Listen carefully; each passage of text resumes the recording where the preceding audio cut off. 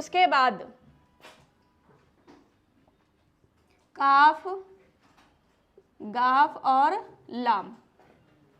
अब देखिए जो काफ और गाफ है उसको हम किसके किसके साथ जोड़ते हैं तो उसकी शक्ल चेंज हो जाती है।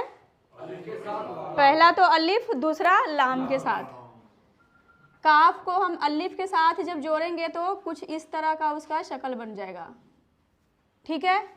अगर हमने लाम के साथ जोड़ना, जैसे हमने लिखना है कल, तो भी इसकी शक्ल चेंज होके ऐसी हो जाएगी, ठीक। गाफ के साथ अगर हम जोड़ेंगे तो हमने क्या चेंज करना है, बस ऊपर एक लकीर लगा देंगे, शक्ल वही रहेगा, ऊपर एक लकीर आ जाएगा।